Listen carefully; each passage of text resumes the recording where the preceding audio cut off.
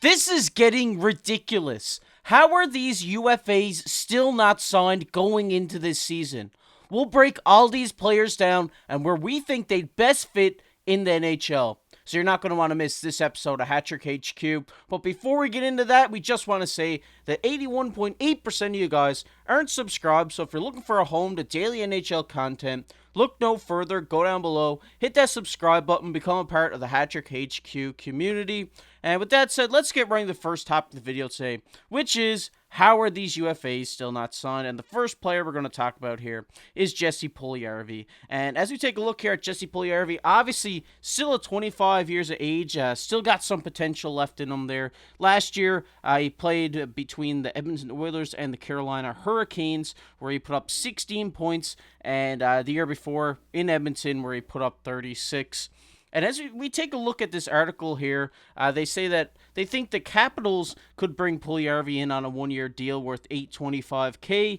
He will be looking to prove himself, and it's a low-risk, high-reward contract that benefits both sides. The Capitals get added depth and look really smart if Puljujarvi finds his game. While Puljujarvi gets a strong opportunity to show he isn't a bust since he was that fourth overall pick back in 2016.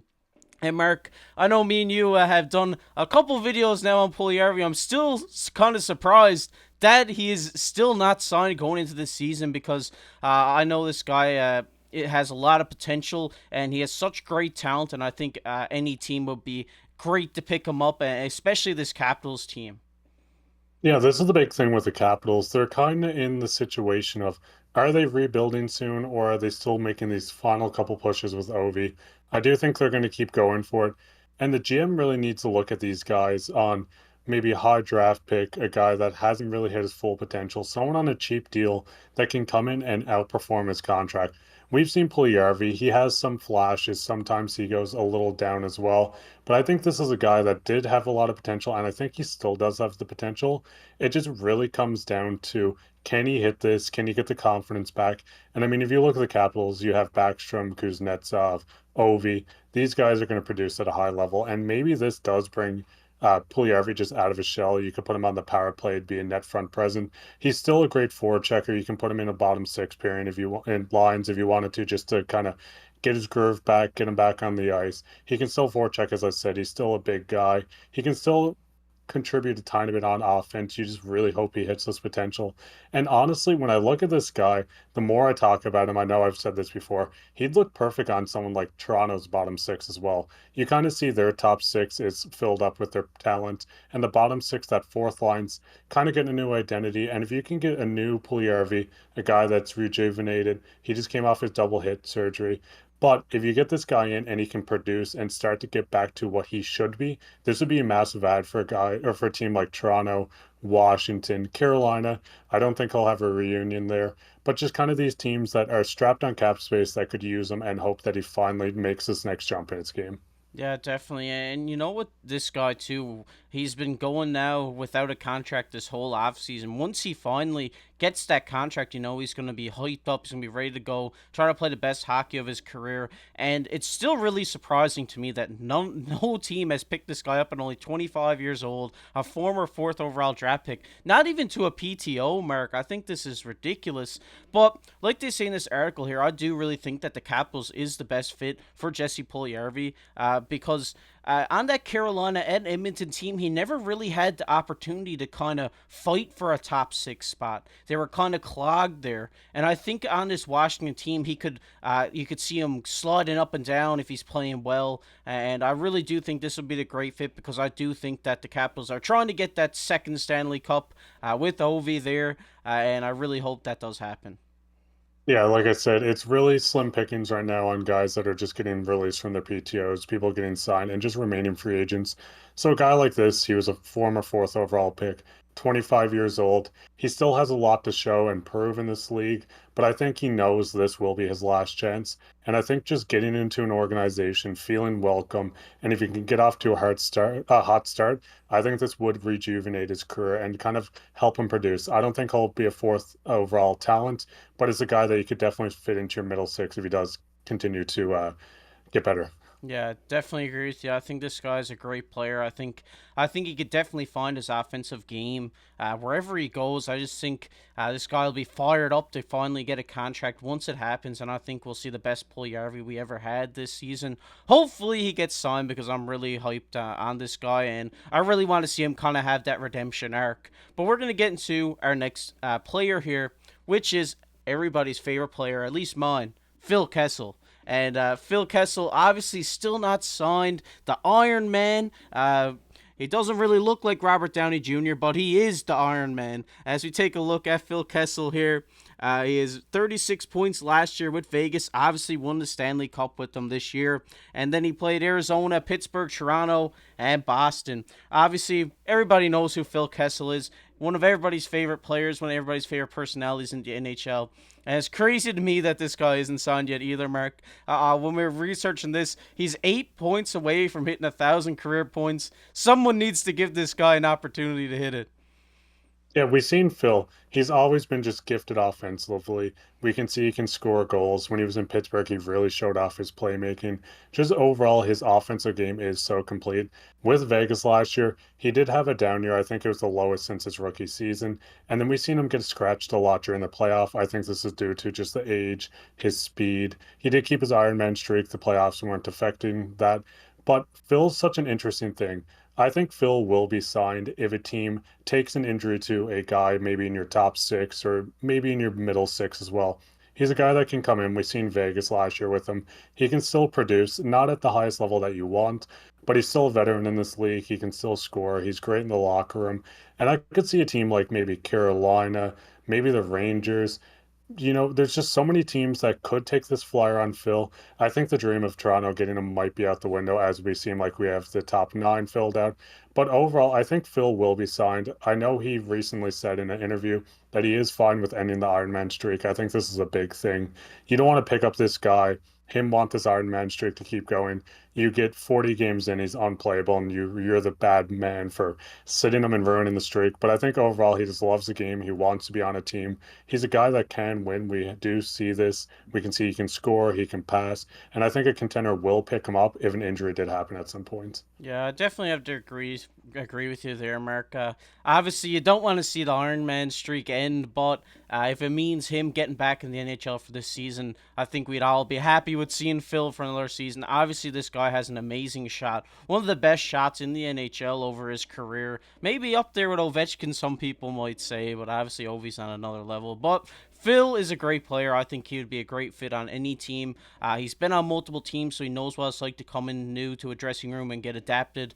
I think he's just such a great pickup. Like you said, for if a team goes down with injury, or maybe a developing team to kind of be a mentor to some of these young guys. And the team I'm thinking of right now is Chicago. And I know we've joked about the retirement home Blackhawks here on the channel many times, but I think Phil Kessel would be a great fit on the Chicago team. I really do think he would be able to help develop guys like Bedard, even Anthony Ciu. I know he's a bit older, but this guy's kind of the same type of player as Phil. I just like to see him down there in Chicago. I think you have all these older, kind of getting to the end of their career NHL players. I think that could kind of shock the NHL. Yeah, the big thing with Chicago too, you're seeing these guys like if Phil joined this team, you have Corey Perry.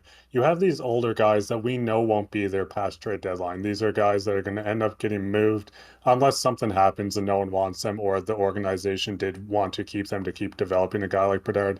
We're going to see Chicago being active sellers. So Phil could take the situation. We've seen Matt Dumba do it in Arizona. You take the 1 year deal, you prove your worth in this league. I don't think Chicago is going to be scratching Phil Kessel if he did join the team. So you can keep the Iron Man streak alive, get your 8 points to 1,000. If you show that you're still keeping up, you can still score. Everything is looking good. A team would definitely give up a conditional pick just to get Phil at the trade deadline, especially half retained if he takes a cheap deal. So I do see a situation where Phil might sign with the Coyotes, maybe a team like you said, Chicago, where they just keep them, they help develop guys, get some experience, and then ship them off for a couple draft picks. Yeah, I definitely have to agree with you. Obviously, me and you are big Phil fans. I really want to see him back in the NHL because the NHL is not the same without Phil in it. We love hearing his post game interviews and all this stuff. He's just such a great personality, a great player on the ice, and we really do hope he gets signed. And when he does, we'll let you guys know. But we'll get into our next player here, which is Patrick Kane. Obviously, Patrick Kane is one of the most notable players in the NHL over the past decade. He has been just such a great player. Stanley Cup winner, Conn Smythe winner, Bill Masterson winner as well. I believe, if you correct me if I'm wrong, but I think Art Ross winner as well. Obviously, a highly decorated player. Last year, we did see him end the Chicago Blackhawks streak by going with the Rangers towards at the deadline. And I really do think that this guy is such a great player, Mark. And we're going to take a look at an article here put out by Darren Dreger. He says he's doing well, continues to work both on and off the ice in the Greater Toronto area as a part of her rehabilitation following his hip surgery. They remain committed to the timeline. I believe the agency for Patrick Kane is currently working on a conditioning video. How they distribute that video in the days ahead, we'll have to wait and see. But I also know the primary agent here, Pat Brisson, continues to get requests from some interested teams from multiple teams. So, Mark, obviously, Patrick Kane, one of the best players in the NHL over the past decade. Like I said, I know there's a lot of contending teams really interested in getting him this year. What team do you think would most fit Patrick Kane? I mean, I want to say the Toronto Maple Leafs. I think he would fit perfectly, especially if they have a guy like Mitten that doesn't stay past the 9 games.